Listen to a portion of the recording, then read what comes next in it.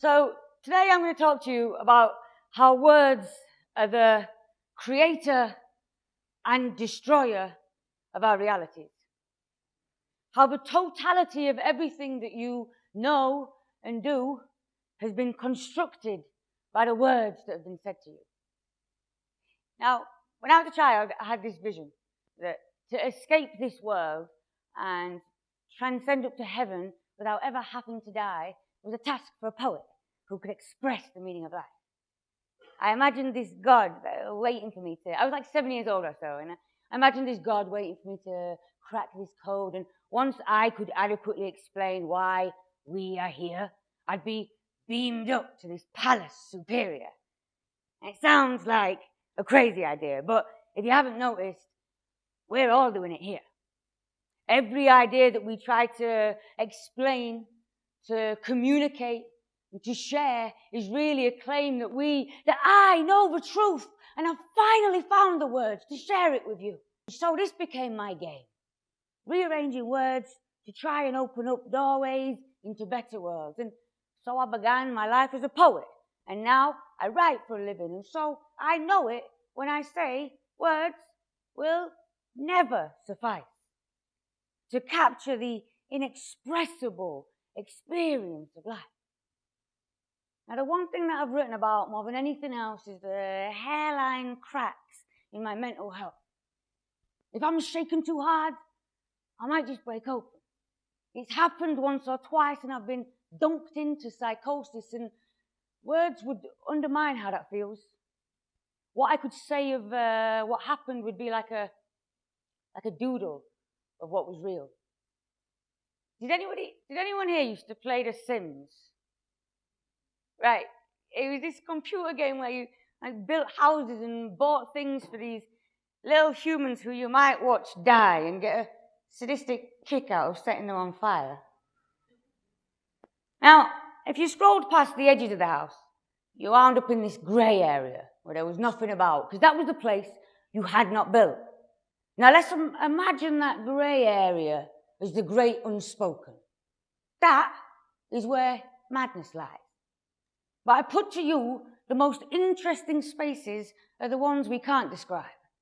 The empty places are so full of possibilities that flicker endless through the mind's eye. At 21, I was put on medication, told I was anxious and depressed, and so I began taking that diagnosis with water every day, gulping down the words that my doctor would say when I tried to explain how it felt being alive, shuffling words in my chest to communicate best how hard it felt to survive. And sweet doctor, would reply with the 1 minute and 57 seconds I had left of his time. Here's a prescription, and this is a label. You can wear it so others know you're unstable. And so I became all he spoke into being, fulfilling what he had said of me, because we do that, we humans. We name things to make it act accordingly. Imagine all the things that you could do with a table if you didn't look at it like, oh, well, that's a table. It could be like the base of your boat. It could be a fence. It could be a note made of wood full of meaning that you have to decipher before it morphs into another being. And I've got a niece who's still younger than 2, and when I first met her, she was just a few weeks old, and she was looking at her hands for the very first time, because a baby's vision grows bit by bit to ease them into coping with all of this. And the way that she looked at her fingers that day has slowly started to fade away, because in the last year, we've been teaching her words. And so instead of looking at things with wonder, she can just be heard saying, blue, doggy, carrot, granddad, pointing her finger and grinning like mad because she knows something, and she can tell you she knows it. And that is what we spend the rest of our life showing.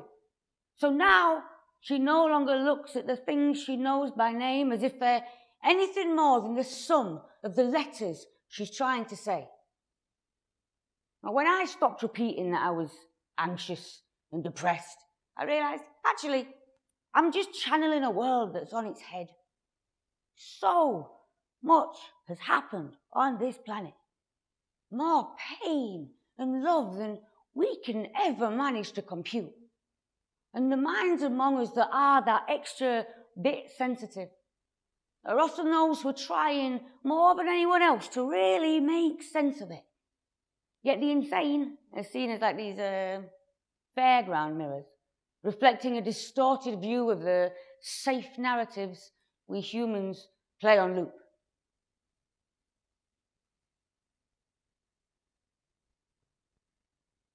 This whole talk is kind of being delivered in like a rhyme and a rhythm, yeah? It's not to be indulgent. Mostly to show the narrow band of all these symbols we speak. Because though we converse on a multitude of topics, they're generally restricted to the same core beliefs, that there is hierarchy, that there is some greater force, whether you believe it to be Allah, goddess, or gravity, or money. And anything you can confirm with your senses is definitely real. But every word you've ever said was born from how you feel.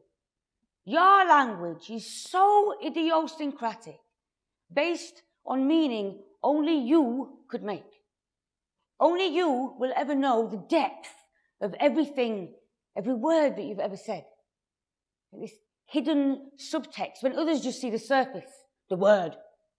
It's like looking at the earth and seeing only the grass and not the mud and soil and molten lava that bring it out en masse. And equally, to understand the grass is to understand the air, and the wind and the oxygen, which make up the emotional landscape of the person who listens. You know, now we're starting to see how every word has more that goes unheard than that which goes spoken. Now we invest in the infrastructure of shared reality with common language. That is to say that something's real if we communally agree that it is real. But at what point does our communal agreement fail? We all know and use the word unsafe, but we witness it on a sliding scale. And some may be afraid daily of war, and some may be afraid of their cutlery drawer. I'll come back to that. Now, when you and I talk of political fears, it might sound like we're on different sides, because I may talk of Mama Earth and refugees, and you may talk of trade routes and global economy, but there is a match in our underlying drive, which is, I hope the dying tomorrows survive. So if we can move past the divisiveness created by our storytelling device, maybe we can stop making others feel ostracized for interpreting existence differently just because of the linguistics they've absorbed while alive. And there is something so powerful in hearing the words, "me too," which you only get to hear when you open your heart with the language you use. But I will us to recognize that statement between the gaps in what we say. Because in all these chats that we have every day, there's this 1,000 things going unsaid. But beneath every conversation is silence. And it's that which binds us all. Because it contains the underworld of unspoken through which the mad among us sometimes fall. Now, let's take this back to BC. Right? In the 5th century before Christ, a rhetoric was written by the philosopher Gorgias, named on the non-existent. And the text states 4 things. 1, nothing exists. 2, if something exists, nothing can be known of it. 3, if something can be known of it, the knowledge cannot be communicated. And 4, even if it can be communicated, it cannot be understood. Now, without time to go through them all, so I'm going to focus here on 3 and 4. Now, what I interpreted these to mean, and everyone I shared this with read it differently, is that wisdom is not something that we can discuss. Now, language was a logical tool of survival, or if you like, survival, because there's some historians like Yuval Noah Harari would argue that humans' capability to communicate is what led to us taking over the world. Once language developed, we could cooperate and build groups, and that snowballed. But logic is different to wisdom, because logic is information, and wisdom will always be lost in translation. After my first ever shamanic ceremony, the shaman said to me, "Don't tell anybody else what you've seen. It is not for them. And it will not fit inside the bottle that we send when we speak. And if you try and fit it inside these bottles, well, you'll make the message weak. And the paper will disintegrate, and there'll only be an impression left to read." And so, my friends, you will witness things in your life that you can't fit into words. And that's because the lesson was never meant for anyone but you to have heard. And so, I believe Gorgias to be confirming to me that the smart person may be full of answers, but the wise person has only questions that they accept words will never complete. And if I explain a how or why, I'll delete every other possibility. And by the way, the most appropriate thing happened to On the Non-Existent. The original text was entirely lost. And I love that. I feel it somehow makes his point. Now, the problem is that we build our perception on that singularity. So we've coded reality on the narratives we weave. Think of language as the HTML of the world off screen. You and I are contained in the context of stories from before. These ideas so old, we no longer question them anymore. We should always be clothed. Everything is divided into good and evil, and the masculine are the opposite to the feminine people. And upon these old tales, we build our value of what's reasonable. But in indigenous tribes, the schizophrenic is sent to become the next shaman, the wise person. Why? Because when one loses their grip on reason, this particular perception of reality may start to slip away. And that will show them something about how it was built in the first place. And that is wisdom. So, shall we take artistic license with our own lives? We can be liberated by now seeing this web of natural lies. Someone says to you, "Well, you're a little loose of mind." Celebrate. It's giving you the space you need to now design your life. We create who we'll be tomorrow by how we speak of ourselves today. Me, I wasn't always this strong and sassy.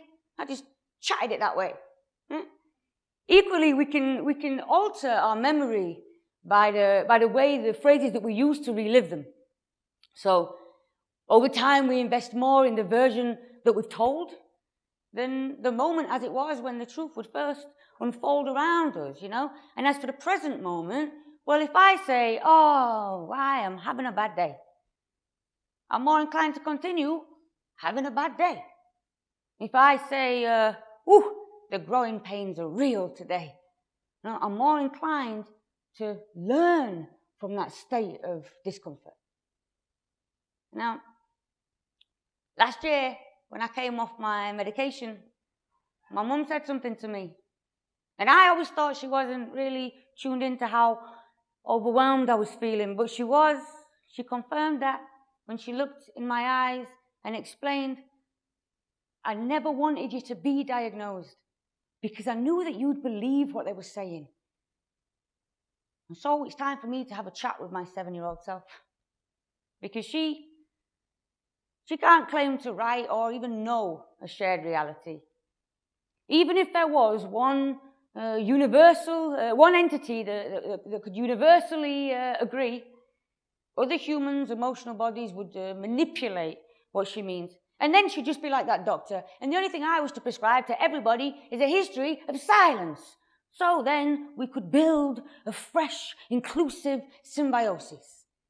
That doctor that Dr. Holy agrees what he tells me. It's me who has seen people I love embody their diagnosis, because the words gave them something to pin all that felt uncertain.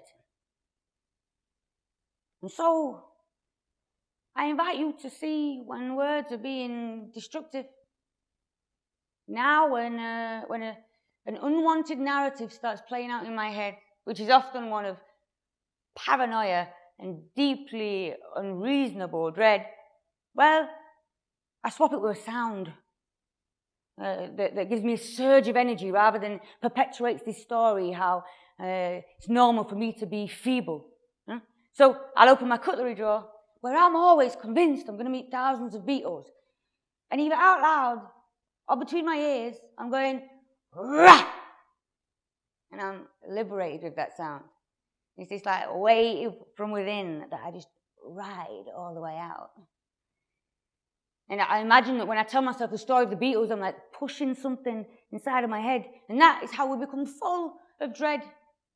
Whereas when I make the noise, the vocalization, I'm letting something out instead. And so we ain't going to stop using words. We ain't going to stop playing with words. I definitely ain't. But consider this a bid that we use them with more integrity.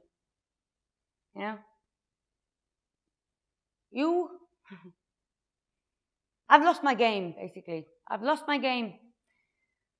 But it set me free. My mental state can never be contained in one explanation. It's constantly evolving and will need redefining. And in this hyper-communicative age, know that you are more than the sum of the words that describe you. You could never be contained in a Twitter bio. And all the rules about how to conduct your life is made up. Your story and your human experience, that's only yours to write.